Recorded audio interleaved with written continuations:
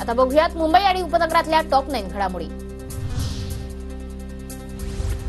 मध्य रेल्वेवर माटुंगा ते मुलुंड स्थानकादरम्यान आज 11:05 ते दुपारी 3:05 ब्लॉक, तर हार्बरवर कुर्ला ते वाशी दरम्यान 11:10 ते दुपारी 4:10 ब्लॉक असणार।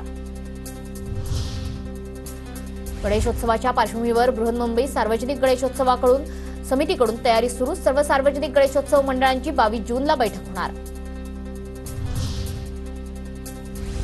मध्य रेल्वेकडून 2 महिन्यात विना तिकीट प्रवाशांकडून 63.62 कोटींचा दंड वसूल। विना तिकीट प्रवाशांना रोखण्यासाठी लोकल मेल एक्सप्रेसमध्ये सखोल तपासणी। पहिल्याच पावसात 30 ठिकाणी साचलं पाणी, पालिका प्रशासनाकडून आढावा। विक्रोळीतील नालेसफाईच्या कंत्राटदाराला 25,000 रुपयांचा दंड।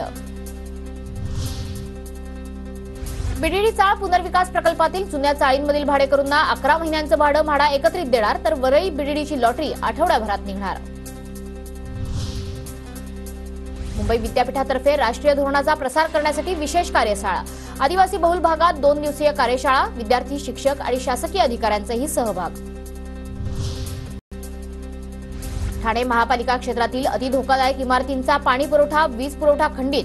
महापालिका आयुक्त सौरभ राव यांच्या आदेशानंतर प्रशासनाची कारवाई। ठाण्यातील मुंब्र्यात सिमेंट मिक्सर वाहनाचा अपघात, आमदार जितेंद्र आव्हाडांची घटनास्थळी पाहणी। घटनेत एकाचा मृत्यू तर 3 ते 4 लहान मुलं आणि 1 जण जखमी।